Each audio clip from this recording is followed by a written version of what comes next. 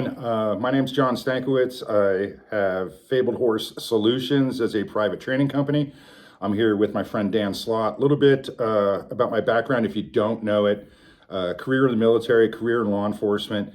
Have actually been training others how to shoot safely for a little bit over 30 years right now. Couple things before we get started in this video, because it's probably going to be a little controversial. I'm also the CEO of a nonprofit organization that happens to be a firearms public range and training center.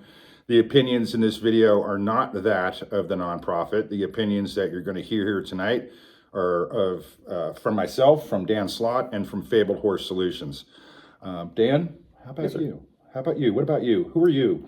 So I'm Dan Slott. So I work with John at Compass Training Center and Fabled Horse Solutions, also as an adjunct instructor. I'm one of Compass Training Center's chief range safety officers, their on-site gunsmith when needed, and one of their assistant instructors for the range itself. I have about 10 and a half years in the United States Marine Corps deployed, and I'm an all-around gun guy. All around gun guy? All-around gun guy. Right on. So what we're going to talk about, this is going to be a series of videos, and we're going to start out with something that's going on in the training industry that is really bothering me. And I think I was going to do this by myself. I was going to put the phone or the camera up on my desk and just do it. But I had my friend Dan here to be the voice of reason and kind of help me out, because I'll get real animated and I'll start using bad words. I'm the voice of reason with you. Anyway, professionalism amongst firearms instructors. A lot of videos coming out lately, giving advice, putting things out as fact, and we'll get into it in other videos, but things like junk carry, of how people are carrying a firearm, having them move a firearm when they come to a class without giving them any proper training. And it's just some stuff that's really just driving me crazy. Some other things that I've heard coming up is, well, we don't do it this way because this is unsafe. I have liability insurance and someone's going to shoot themselves in the junk. I'm going to wind up going to court, and this is going to happen and that's going to happen. So you, as a student, if you're doing that, you're stupid, and we're going to try to correct that for you and have you do something else. My take on it is very simple, actually. You're the gun teacher. Do your damn job. That is your job. If someone walks into your class and you're teaching a pistol class, for example, and they want to carry that firearm appendix, and you don't like what kind of firearm that they're carrying, and some are okay and some are not, well, then what you need to do is you actually need to do your job, and you need to take the time to train them how to do it. How's that sound to you? I would agree. Unfortunately, you can't control what walks in through your door. It's impossible. And that's one of the things that as an instructor, you're going to have to improvise, adapt, and overcome with. You may not like certain things. You may not like trends. You may not like gadgets. You may not like the student themselves. It doesn't matter. Your job as an instructor is to teach and respect your students. Right. And they should absolutely respect you as an instructor. They're giving them time to be there. Now, some of the things I've heard brought up in recent videos from these world famous instructors, talking about teaching classes. What's the difference between teaching a military class, a law enforcement class, kids out of the police academy, and then what they call the commercial market or the civilian market? Yep. How are things different because you do it, you've been doing it, you're doing it like currently, is in the military aspect. You've got a bunch of kids out there, some not quite so much kids, but they're there to do what they're told, and they're there to learn a particular system. There's not a lot of room for pulling you off to the side and getting other things that you need into your head. What's the difference in what you've seen from military training and what you and I do out on the range with civilians? So, again, being 10 years in the Marine Corps, when you're in that military mindset, when you go through a military school, whether that be infantry training, an MOS school, everything that you do is based around conducting the art of war. And what that means is, when you conduct that art of war, you are there to do a specific tailored job, which is to kill your enemies, to win the battle, win the war, and go home.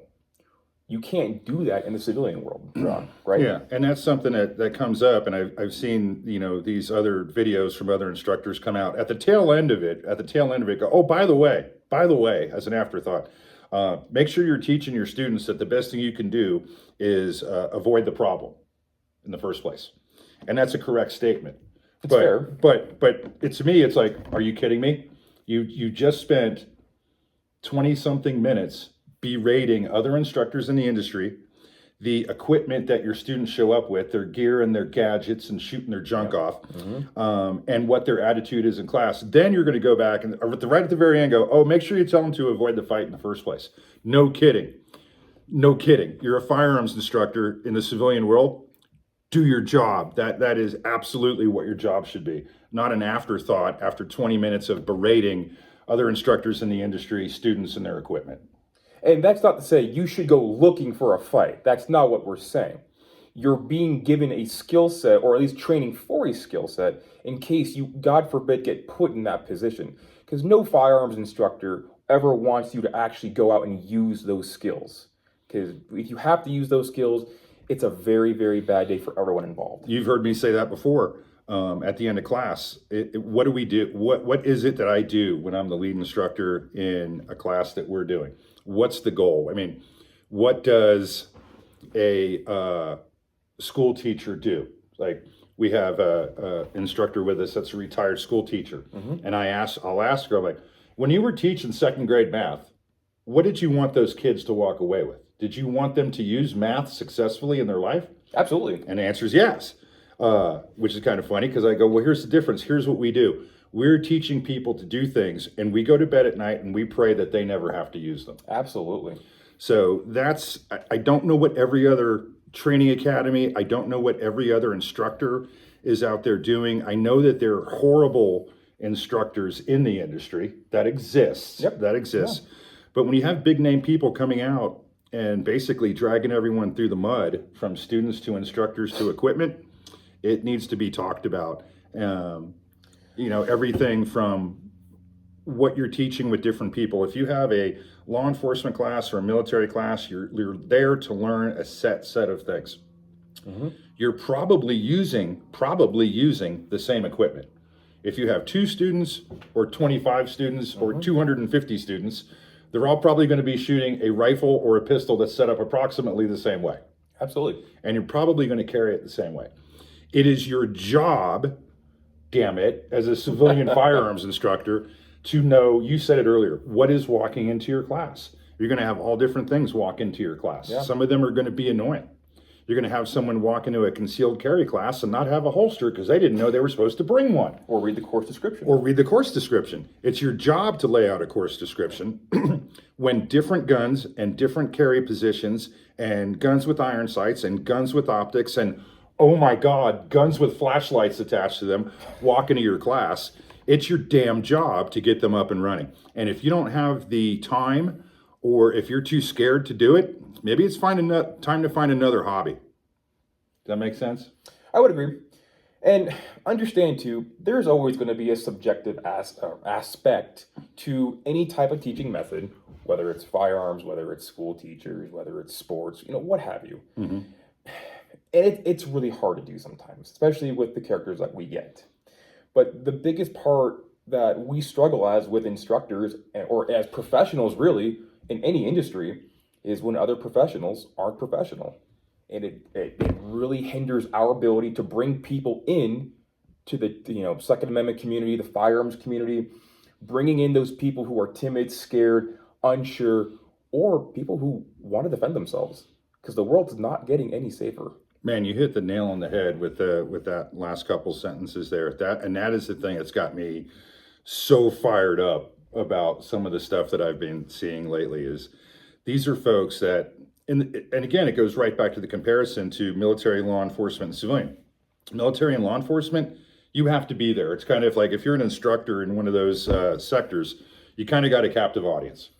These people in the civilian world, for whatever reason they may have, they have made a conscious decision to sign up for your class, come to your class, pay for your class, What is it? It's time and money. It's their time and their money, the expense of ammo, the expense of the firearm, and whatever other accessories you might have with it, different holsters they might need. But they're making that conscious effort to come to you to please teach me, how can I defend myself? Maybe I've never been military or law enforcement. Maybe I've got a big background in that, but they're taking the time to set that aside and go, hey, help me to defend myself within the law. And again, when the insults start to fly and carry position this and optic that, that's what's hurting us. Because when I look at things like that, being in the industry, I can look at a lot of that stuff. You can look at a lot of that stuff and just let it roll off your back and go, all right, fine, good. You don't like flashlights. You don't like this carry position, whatever. Other people are out there watching that. Other civilians or people that want to come to a training class are out there. And you know what you're doing? You're fear mongering. That's what's happening, is you're starting to fear monger with your students. They're going to be so nervous, they're not going to want to come out. And if they do come out, they're going to be a train wreck. Yeah, and that leads to less competent shooters or individuals who are trained. It's not going to breed confidence into them. You're not giving them the product that they're paying for at the end of the day. Exactly.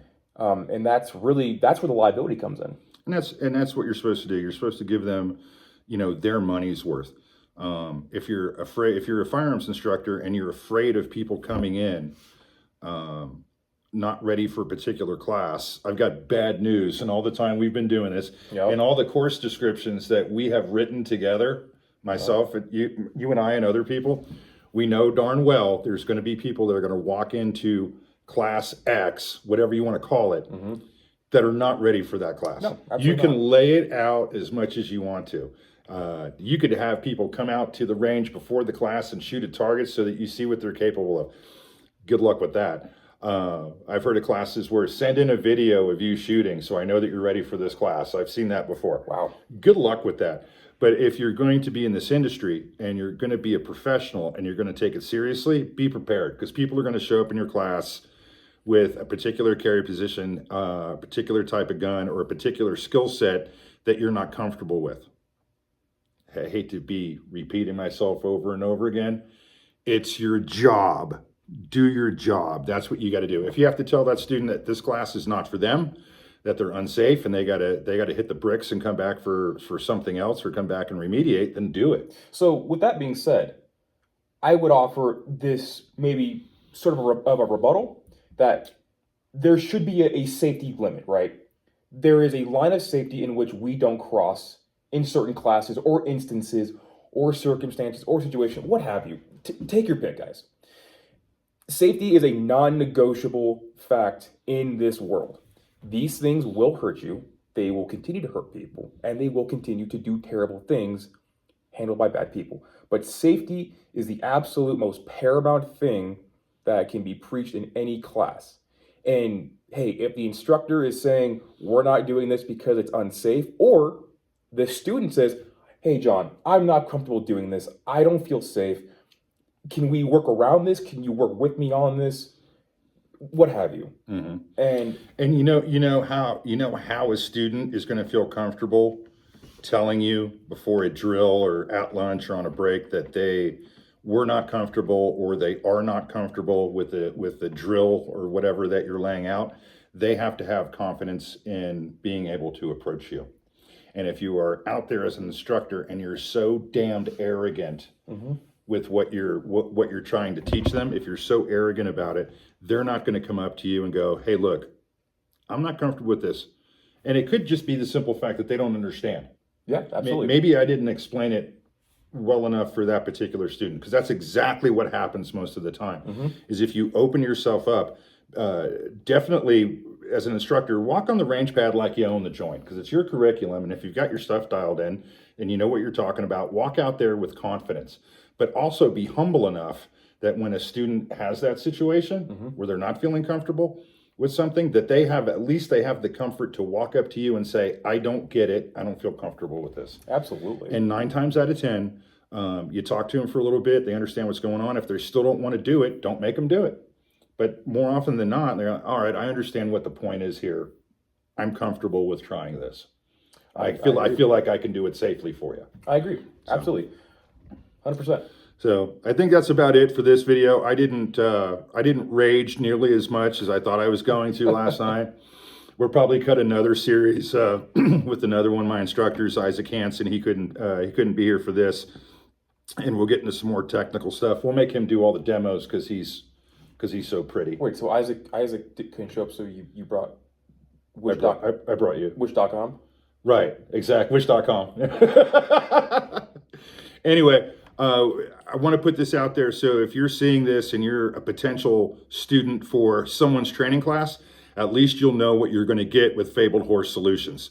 You'll get very confident, but very humble instructors that will not insult you, will not insult your gear. Sometimes we make fun of it on break. Come on, we do. Whatever you show up with.